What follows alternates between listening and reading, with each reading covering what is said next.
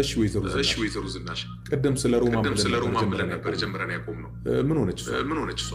ያቺ ሴት የካንሰር ታማሚ ልሞት ነው ብላ ይኸው ቤት ድረስ መታ ነበር። የሐሰትን ባያፈሰሰች ሁላችንም ለማሳመን እየሞከረች ነበር። ምን በፊት እኮ እኔና ቤተሰብ ለመርዳት እኮ ከዚህ በላይ በጣም ክፉ ነገር አድርጋናል። ታዲያ ምን ችግር አለ ወይዘሮ ዝናሽ?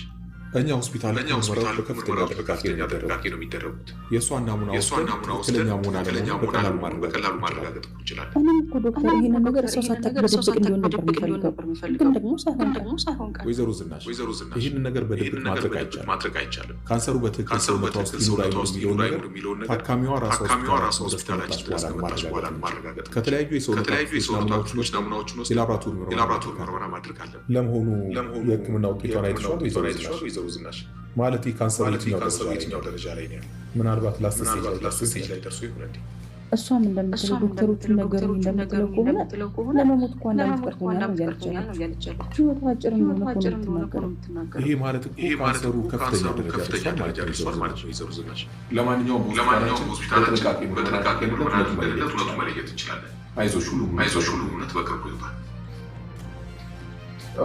እማዬ ቻለው እማ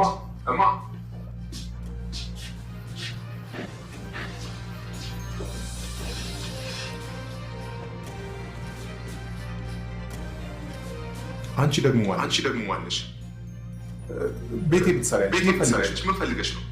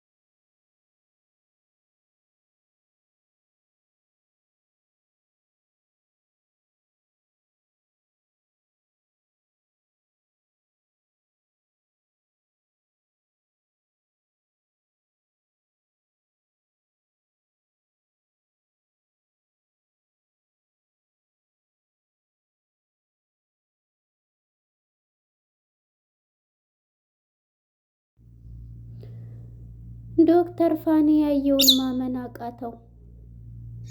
እናቱን እማዬ እያለ እየተጣራ ሳለ ሮማን ከቤቱ ገብታ ቁጭ ብላለች። የዶክተር ፋኒን እናት አሳገተቻት ሮማን። በጣም ያሳዝናል። አሁን ላይ ትልቅ ችግር እየመጣ ነው። ሪቾ ደግሞ አሁን ላይ ወደዛው ወደ ሱሷ ተመልሳለች። በዚህም አጋጣሚ እንግዲህ ኤርሚያስ ልጄን አምጪ፣ ካሁን በኋላ አንቺ እዛ ህይወት ውስጥ መልሰሽ ገባሽ በማለት ተቆጣት። እሷም በጣም ተናደደች። ሰላም ጤና ይስጥልን ውድና የተከበራችሁ የቻናሌ ቤተሰቦች እንኳን ወደ ቻናል በሰላም መጣችሁ። ኑሃሚን የተሰኘው ተከታታይ ድራማ ክፍል 135 ይዘን ቀርበናል ማለት ነው። እንግዲህ ወደ ክፍል 134 ስንመለስ ወይዘሮ ዝኑ በጣም ተናዳና ተበሳጭታ እንዲሁም ዳግም መጥቶ አንቺ ደግሞ ምን ልትሰሪ ነው እያለ እየጮህባት ነበረ። በዚህም የተነሳ አቶ ለይኩን በቃ ዳጊ ዝም በል እያለ ዳግምንም ሲቆጣው ነበር። ስለዚህ ሴትዮዋ የካንሰር በሽተኛ ነኝ ብላለችና እንዴት ሊሆን ይችላል? ዝኑም ደግሞ በጣም ተናዳለች። በዚህ የተነሳ በጣም ተናዳ ራሷን መቆጣጠር አቅቷታል። እያስመሰለች ከሆነስ እያለች እንግዲህ አቶ ለይኩንም በቃ እያስመሰለችም ከሆነ የራሳችን ጓደኛ ቤተሰብ ሆኗል፣ ስለዚህ ዶክተር ፋኑኤል ጋር ሂዳ ትመረመራለች እያለ ነው። በዚህም የተነሳሽ በማለትም እሷ የውሸት ነው እያለ ነው። በዚህም ዳጊም በመጨረሻ ሊያዝንላትም ወደደ። ነገር ግን ውሸቷንስ እያስመሰለ ከሆነም እያለ እያሰበ ነበረ። እናም በዚህ የተነሳ አሁን ላይ ያለበት ሁኔታ ማለት ነው በጣም ያለችበት ሁኔታ ይሄንን ስትሰማ ወደ ዶክተር ፋኑኤል ቤት ነው ሄደችው። እናም በመስመር ላይ ስትሄድ የዶክተር ፋኑኤልን እናት ስታገኝ መጀመሪያ ወደ ዳግም ጋር ስንሄድ ዳግም ከእናቱ ጋር እንደቆመ ስለ አባትህስ ምን ሰማህ ስትለው ስለ አባቴ ምንም አልሰማው ደውሏል በህይወት አለ ሲል እንዴት አገኘኸው እያለችው ነበር በኮማንደሩ ስልክ ስትለው ሲላት እንዴት ሊሆን ቻለ እንዴት እያለች በጥያቄ ስታፋጥጠው ነበር። ነገር ግን አሁን ላይ ማሰቧ ሁሉ በጣም እንትን እያለ ስለሆነ ወይዘሮ ዝኑ ልጇን አሁን ላይ አብራችሁ እንድትቆሙልኝ ይፈልጋለሁ። ምክንያቱም አባቴ ምንም ወንጀለኛ አይደለም፣ ወንጀለኛ ባልሆነው እየተሳደደ ነው እያለ ነበር። እኔን እዚህ ውስጥ አታስገባኝ ስትለው አስከፋቸው እንደማለት የለበትም ምንም ቢሆን የልጅሽ አባት እኮ ነው ቢላት ነበረ። እና ገዳይ ሆኖ ብላ እንግዲህ የገደለው እሱ ነው ብላ ነው እያመነች ያለችው ዝኑ ማለት ነው። ነገር ግን ዳግምም የኔ አባት ገዳይ አይደለም፣ እንደውም ተይው በቃ ራሴው እስከ መጨረሻው ታገላለሁ ብሎ በጣም ይከፋዋል ዳግም ማለት ነው።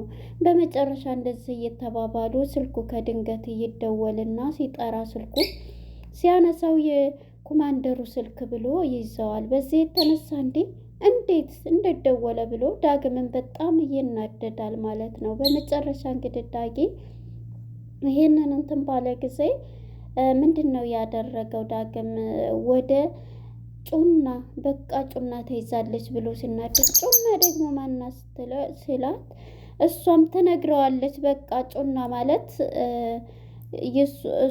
እሷን ያግቷታል ማለት ነው ብሎ እንግዲህ ዳግምም ቀጥታ ይሄዳል። ሄዶም ወደ አምራን ጋር ደውሎላት ነበር። አምራንና ሪቹ ተገናኝተዋል። ሪችና አምራን ባንድ ሆነው እንግዲህ እየመከረቻት አምራንና ኤርሚያስ አሁን ላይ ተቀይረው ሰው እየመከሩ ሰው እንትን እያሉ ነው ያሉት። አምራንም ብትሆን አሁን ላይ እንግዲህ የዶክተር ፋኒ መኪና ተሰጥታ ሀብታም ባል ማግባት ያው እንግዲህ ከሀብታም ጋር ይሄን የሚስቱ መሰለኝ ቆመች መኪና ስለሆነ በእግርሽ ከምትሄጂ ብሎ ሰጥቶኝ ነው ብላ እንግዲህ ታድለሽ አንቺ እኮ እንዳንቺ አይነትም ሴት አግኝቷል እያለች እንግዲህ ሪች ደግሞ እዛው ድሮ ማንነቷ ጋር እዛው ገብታለች ሱሷ ውስጥ ማለት ነው። መተዳደሪያ ማልበቃት የምታጨስበት ሲል ወደ ራሷን ወደ ሌላ ማስተዳደር ወንድ ጋር ምናምን ነገር እንደ በፊቱ እዛ ስራ ገብታለችና ይሄንን የሰማው እንግዲህ ኤርሚያስ ማለት ነው ወደ እሷ ሄዶ ነበረ ሲቆጣት የነበረው። እናም እሷም እንግዲህ ስለምታፈቅረው ኤርሚያስ ደግሞ አሁን ላይ ከኤም ጋራ ደስ የሚል ጊዜ እያሳለፈ ነው። ያው ልጁም ስላለች ግዴታ ነውና ልጁንም እንትን እያለ ይገኛል። እና እሷንም ካሁን በኋላ ልጄን ሲላት ልጅ የምትለው ብላ በጣም ትቆጣለች። ለምንድን ነው እዛው ስራ ተመክረሽም እዛው የምትገቢው ብሎ እሱም እንግዲህ ሂዶ እንደዛ ቢላትም እሷ ልትሰማ አልቻለችም። በቃ እያለች አሁን እንግዲህ እኔ የራሴ ህይወት ጀምሬያለሁ አይደል፣ ደግሞም እየሞከርኩ ነው፣ ሁሉንም ነገር እያረኩልሽ ነው፣ አንተ የምትሰጠን ብር እኮ ሊበቃን አልቻለም እያለችው ነበር። አንቺ ከሱሱሽ እንትን በይ እያላት ነበርናል። በዚህ የተነሳ በመጨረሻ እንግዲህ ምንድን ነው ያደረገው ኤርሚያስ ይሄን ብሏት ለአምራን ነበር የነገራት።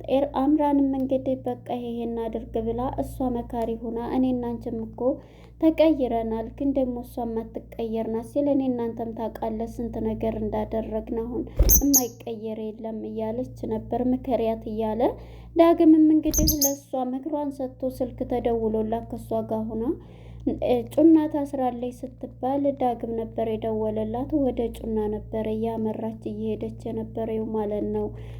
ጩናም ታስራለች ብላ ማለት ነው ለርችስ ነግራት ነበረ።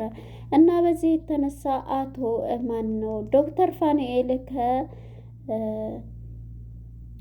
ናሆም ጋር ተገናኝቶ ሁሉን ነገር ሲያወራው ነበር። ናሆም ስለ ራሱ ጉዳይ ነው፣ ነገር ግን ናሆም ስለተፈራ ስለ ድርጅቱ እዛ የሚሰሩበት ነው። ይቺ ሴት እንግዲህ የአቶ ለይኩን እህት ሮማ ማለት ነው። እሷ ደግሞ ታሄዳለች፣ ምክንያቱም እሱ ስለዛ መስሎን ነበርና ወደ ወይዘሮ ዝኑ ጋር ነው ከሱ ጋር አውርቶ ጨርሶ ሄደው እንዴት አወቀው እያለ እሱ ተፈራ እንደዛ አይነት ሰው ነው እንደዚህ ብሎ አስረድቶታል ለናሆም ማለት ነው። እሱም እንግዲህ ወደ ወይዘሮ ዝኑ ጋር ሄዶ ዝኑንም ሲያማክራት ዝኑ ስታማክረው በቃ እንደዚህ ነውና የካንሰር በሽታ ነኝ ብላ በጣም ግራ አልተዋጠልኝም። እሷ በጣም ክፉና ጨካኝ ናት። ስለዚህ አሁን ይቅርታ እያለች እያስመሰለች መሰለችኝ በፎርጅጅ አስጽፋ ቢሆንስ እያለኝ ነበርና እሱ ልክ ነች፣ ምኑም እኮ አይለይም፣ ፎርጅጅም ሊሆን ይችላል። አሁን ላይ ሁሉም ነገር የቴክኖሎጂ እንትን ነው እያለ ነውና እና ይሄ እኮ በጣም ቀላል ነው። ስለዚህ እኔ ጋር መታት እንትላለች ሲል ነበርና እንግዳ እንደዚህ ታረገች እሷማ ናሙናውን እንትንላለን ሲላይ ራሱ አውቃ ነው በቃ መመርመር ያለባት እያለ ነበር እሱም ማለት ነው። በመጨረሻ እንግዲህ ይሄንን ብሎ ማለት ነው ምንድን ነው ያደረገው?